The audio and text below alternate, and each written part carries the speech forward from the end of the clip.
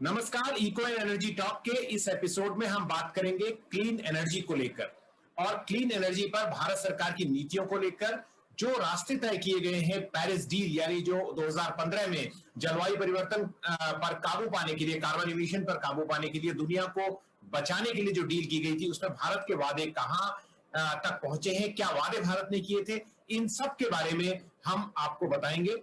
अगर आपने अभी तक इको एनर्जी टॉक को सब्सक्राइब नहीं किया है तो आप इसे प्लीज सब्सक्राइब कीजिए और अपने साथियों को भी बताइए। इस पर लगातार हम जलवायु परिवर्तन, क्लीन एनर्जी, इलेक्ट्रिक मोबिलिटी और फॉसिल फ्यूल से जुड़ी हुई तमाम खबरें लाते रहेंगे।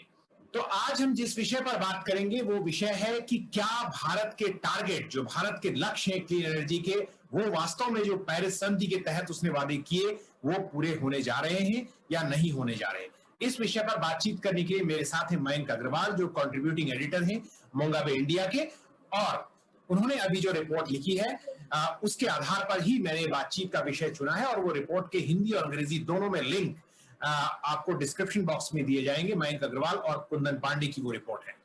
मयंक, मेरा आपसे पहला सवाल यह है, पहले तो मैं दर्शकों को बता दूं कि जो क्लीन एनर्जी टारगेट है भारत ने तय किए थे कि किस तरह से वो 175 गीगावाट 2022 तक यानी अगले साल तक बनाएगा और उसके बाद 450 गीगावाट का भी लक्ष्य है। क्या आपको लगता है, आपकी रिपोर्ट में आने से पहले जो सामान्य तथ्य है वो दर्शकों को बताएं कि इन टारगेट्स का क्या मतलब है और क्या भारत अगले साल तक इनको पूरा करेगा? अभी गाड़ी कहां पहुंची? शुक्रिया हृदेश। बहुत ही सिंपल भाषा में हम शुरुआत करते हैं। भारत का लक्ष्य है 175 गीगावाट 2022 तक। ये हम क्लीन एनर्जी की बात करते हैं, रिन्यूएबल एनर्जी की, जिसका मतलब है कि हमें बार बार ज़मीन का दोहन नहीं करना था, ज़मीन में मिनरल्स की दोहन नहीं करने की ज़रूरत है। तो अभी इसकी ज़रूरत क्यों है? सबसे पहली बात, इसकी ज़रूरत क्यों पड़ी भारत को या भारत ने क्यों कहा? जलवायु परिवर्तन को हैंडल करने के लिए, को टैकल करने के लिए भारत ने 2015 में पेरिस संधि से जस्ट 2 महीने पहले एक वादा करा था कि 2022 तक हम 175 गीगावाट बिजली का उत्पादन करने के लिए क्षमता लगाएंगे, जो रिन्यूएबल सोर्सेज है, जैसे सूरज हो गया या हवा हो गई, इनके थ्रू जो होगा बिजली पैदा करने की क्षमता को हम लगाएंगे 2022 तक। इसकी ज़रूरत इसलिए है क्योंकि अभी जो हमारा 60 से 70% हिस्सा है वो या तो कोल या डीजल और या फिर न्यूक्लियर इसके थ्रू आता है। अब इस पे बहुत डिबेट होती रही है कि न्यूक्लियर क्या है, हम उसमें नहीं पढ़ेंगे, पर अभी ये हमें मान लेना चाहिए कि लगभग 2/3 हिस्सा कोल के वजह से आता है, जिसकी वजह से बहुत सारी हेल्थ रिलेटेड प्रॉब्लम्स हमारे देश भर में होती हैं। पहली तो ये बात है। हमारा ये जो हमने लक्ष्य रखा था ये बहुत ही सराहनीय लक्ष्य है और ये इसका सिर्फ भारत में नहीं पूरे विश्व भर में इसकी बहुत चर्चा हुई थी और इस पर काफ़ी बात हुई थी कि ये काफ़ी एम्बिशियस लक्ष्य माना गया।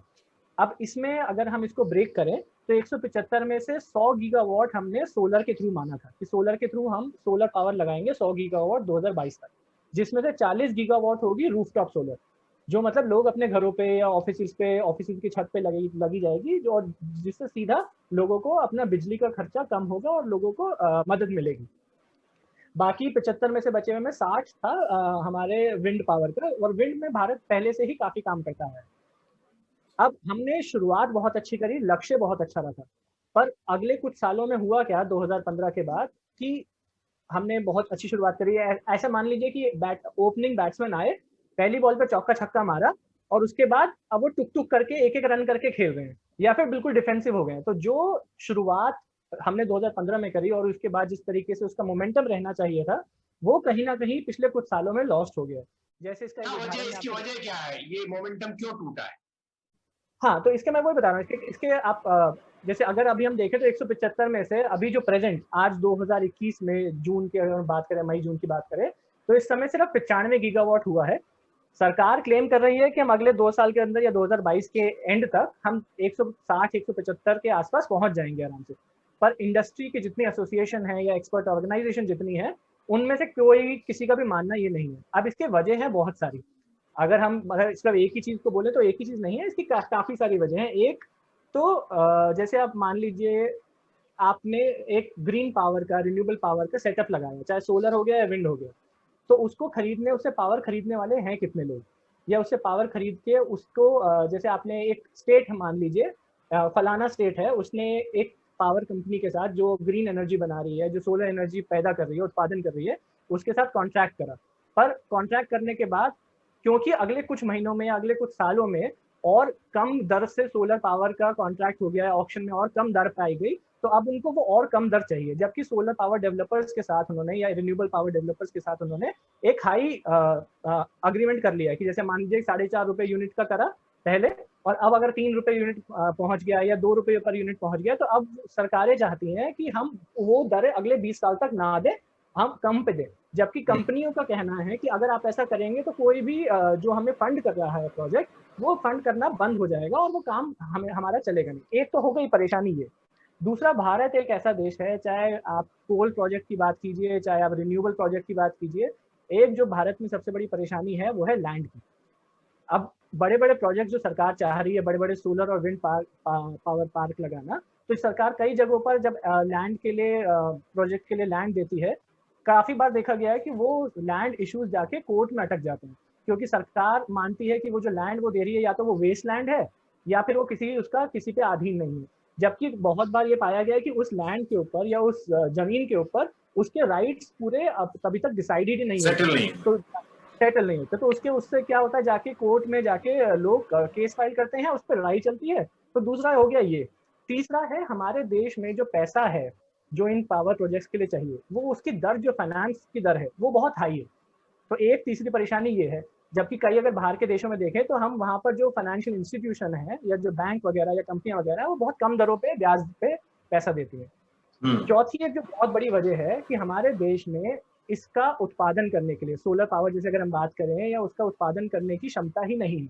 हमें जैसे अगर हम 450 गीगावाट हमारा टारगेट है 2030 तक, 450 गीगावाट रिन्यूएबल पावर, उसमें हमारा 280 है सोलर पावर लगाने का, 280 गीगावाट सोलर पावर लगाने का। इसका मतलब है अगले 10 साल, हर साल लगभग हमें औसतन 20 से 25 गीगावाट सोलर पावर हमें लगाना पड़ेगा सिस्टम, अगर हम अपने टारगेट के बिल्कुल पास भी पहुंचना चाहते हैं। और सच्चाई ये है, भारत सरकार के आंकड़ों के मुताबिक, कि हमारी कैपेसिटी जो है, इंडियन इंडस्ट्री की जो डोमेस्टिक कैपेसिटी है ये सोलर पैनल बनाने की या बैटरीज बनाने की, वो कैपेसिटी ही नहीं है। जैसे इंडस्ट्री की जो कैपेसिटी है लगभग 10 गीगावाट की है सोलर पैनल बनाने की, तो बाकी इतना बड़ा जो हमारा पूरा सोलर इंडस्ट्री है, रिन्यूएबल इंडस्ट्री है, वो आयात पे निर्भर है। मयंक, मैं यहाँ पर एक बात और पूछना चाहता हूँ। आपने 3-4 कारण गिनाए जिसमें आपने कहा कि पॉलिसी फ्लिप फ्लॉप एक वजह है जिसकी वजह से साफ ऊर्जा जो है वो उसके टारगेट्स अचीव करने में हमारी रफ्तार स्लो है। आपने जमीन का मुद्दा जो है, जो हमेशा विवादों में पड़ जाता है, कोर्ट में चला जाता है। आपने क्षमता गिनाई, क्षमता की प्रॉब्लम है कंपनियों की। मैं आपसे समझना चाहता हूँ, आपने जो रिपोर्ट लिखी है उसमें ये जो सरकार के लालच का कहीं ना कहीं जिक्र आता है या उनकी अपरिपक्वता का जिक्र आता है। आपने उत्तर प्रदेश का उदाहरण दिया है कि कैसे पहले सरकार सस्ती ऊर्जा खरीद रही थी, फिर उन्होंने देखा जब सोलर एनर्जी के दाम कम आ रहे हैं उत्पादन के, तो उन्होंने सोचा कंपनियों को इतना प्रॉफिट क्यों होने दे, उन्होंने अपने कहा कि हम नए पीपीए, नए अनुबंध आपसे साइन करेंगे। देखिए, ये शुरू हुआ 2019 में, जब आंध्र प्रदेश और गुजरात ने शुरू करा। उन्होंने पहले ऐसे इन अनुबंधों को चेंज करना, बदलने की कोशिश करी। अभी जो लेटेस्ट हुआ, जो कहानी हुई है, जो हमने अपने रिपोर्ट में भी जिसका जिक्र करा है, 2020 में शुरुआत में, फरवरी मार्च में 2020 में यूपी में एक ऑक्शन हुई सोलर प्रोजेक्ट को लेके, जिसमें आप मान लीजिए 3-3.5 रुपए बिजली का लगभग कुछ यूनिट आया। मतलब मैं एग्जैक्ट फिगर मुझे याद नहीं है, पर उसका लगभग पर यूनिट का बिजली का आया। ऑक्शन में कंपनियों का चयन हो गया। तब से लेके 2000 मतलब तब से लेके अगले पूरे 1 साल के अंदर सरकार ने जो कंपनियों को लेटर देने थे ताकि उस ऑक्शन का काम आगे ऑफिशियली आगे बढ़ाया जा सके या साइन हो सके, सरकार ने वो नहीं करा। चाहे एक रीजन रहा हो या दूसरा रहा हो। और इसी बीच में अक्टूबर-नवंबर के आसपास एक और ऑक्शन होती है जिसमें बिजली का जो दाम है, जो सोलर पावर का दाम है, एक नई ऑक्शन में वो 2 रुपए पर यूनिट तक पहुंच गया। तो जो अंदर की जो कहानी है, चाहे कोई इसको ऑफिशियली बात करे ना करे, जो हमें अलग अलग डेवलपर्स ने, पावर डेवलपर्स ने भी बताया, सौर ऊर्जा वाले, उन्होंने बताया कि जो इसके पीछे जो पूरी कहानी है वो ये है कि लालच, कि सरकार चाहती है कि जो अब उनको बढ़ी हुई दर पे या पुरानी बड़ी दर पे उनको अगले 25 साल के लिए कॉन्ट्रैक्ट साइन ना करना पड़े, उनको कम से कम दर पे नया कॉन्ट्रैक्ट साइन करने को मिल जाए, जो 2020 में 2020 के अंत के आसपास जो एक नई दर पाई गई थी, 2 यूनिट लगभग के आसपास, 2 रुपए पर यूनिट के आसपास की, उस दर से सरकार अनुबंध करना चाहती है। और इसीलिए ऑक्शन प्रोसेस को कोई ना कोई रीजन देके कैंसिल कर दिया गया। और अब दोबारा से यानी सरकार ने जिस जो ऑक्शन अनाउंस किए हैं और जिस पे वो ऑक्शन करना चाहती है वो अलग अलग रेट, ये कह रहे हैं आप?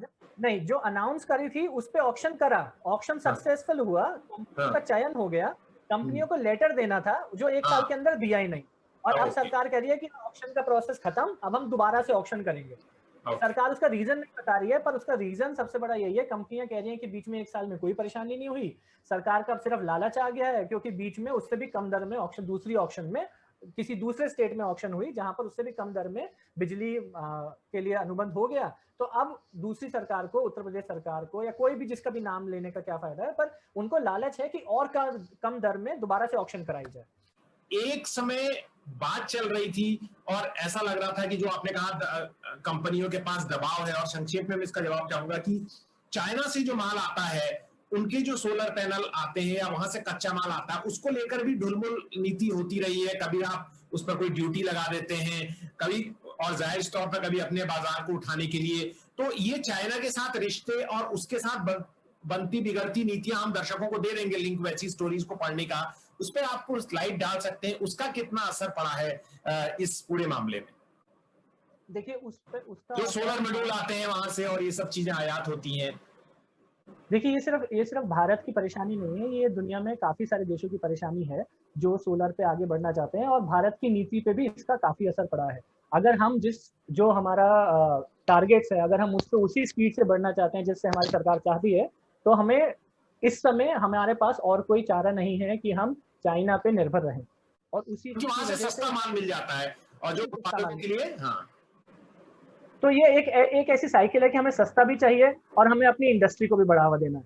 अगर हम अपनी इंडस्ट्री को बढ़ावा देने के लिए हम बात करते हैं, तो उसका मतलब है कि हमारी जो दर है पर यूनिट की जो दर है बिजली की, वो बढ़ जाएगी, क्योंकि कंपनियों का जो लागत है वो बढ़ जाएगी। तो ये एक साइकिल है, ये हर सालों साल रिपीट होती जा रही है। सरकारें बहुत कोशिश कर रही हैं, पर अभी तक सरकार इस पे या इंडस्ट्री मिलकर इस पे कुछ खास कदम नहीं उठा।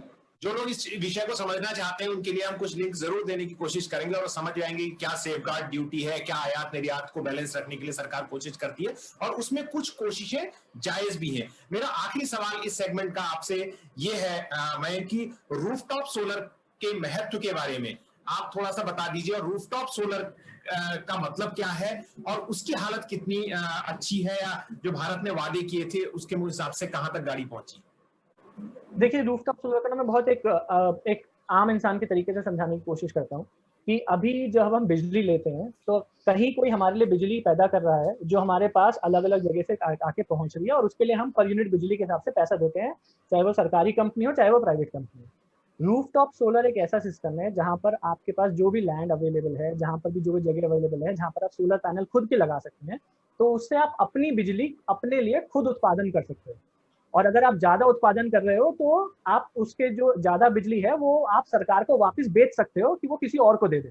ये इससे मतलब ये पहले ही बस स्टार्टिंग में पहले कुछ टाइम में इससे पैसा ज्यादा लगता है, किसी भी कंज्यूमर जो भी कोई भी इंसान लगाना चाहे, पर अगर एक बार लगा ले तो कम से कम अगले 20-25 साल का आपका एक सिस्टम सेट हो जाता है, जिससे बहुत सारे जगहों पर आपका बिजली का बिल 0 हो जाएगा। सीधे सीधे सिंपल भाषा में ये है। और ऐसा नहीं है कि ऐसा हुआ नहीं है, जर्मनी हो गया, दुनिया में कई देश और कई जगह ऐसी हैं जहां पर लोगों ने, पूरे गांवों ने, पूरे शहरों ने पूरी इस पॉलिसी पे काम करके काफी अच्छा रिजल्ट दिखाया है। लेकिन आप कह रहे हो कि भारत में जो क्वांटम के हिसाब से रूफटॉप का टारगेट क्या था और कहां तक पहुंचे हैं अभी?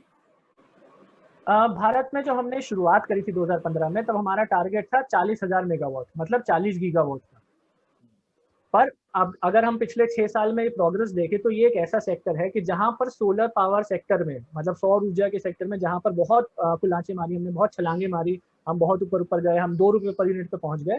पर रूफटॉप एक ऐसा सेक्टर रहा जहां पर सरकारें, एक रीजन मतलब काफी सारे फैक्टर रहे, काफी सारे रीजन रहे जिसकी वजह से सरकारें इस सेक्टर में लोगों को इतना एनकरेज नहीं कर पाई, चाहे वो पैसा रहा हो, चाहे लोगों के ऊपर, घर के ऊपर जगह रही हो, चाहे वो कोई नेट मीटरिंग की पॉलिसी ना हो। जैसे कई शहरों में या कई जगह पे अभी भी ऐसी, बहुत सारी जगहों पे ऐसी पॉलिसी नहीं है जिसके तहत अगर मैं अपने घर पे बिजली उत्पादन कर रहा हूँ, तो उससे मैं सरकार को किस दर पे दे सकता हूँ, कितनी उत्पादन कर सकता हूँ, सरकार कितना खरीदेगी, इन सब चीजों को लेके जो क्लैरिटी, जो पॉलिसी की जरूरत है, अभी वो नेशनल लेवल पे नहीं है।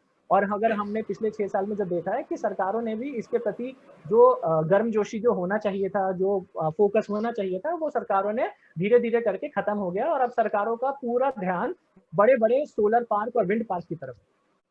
बहुत बहुत शुक्रिया मयंक, आपने हमें इस बारे में जानकारी दी। हम आगे भी आपसे इस बारे में बातचीत करते रहेंगे। फिलहाल के लिए आप बहुत बहुत शुक्रिया। हमारे दर्शकों से हम यही कहेंगे कि आप इस वीडियो को अगर आप समझ में आता है, आपको अच्छा लगता है, तो आप इसे अपने दोस्तों में, यारों में सर्कुलेट कीजिए और बताइए इस YouTube चैनल के बारे में दूसरे लोगों को। फिलहाल के लिए शुक्रिया।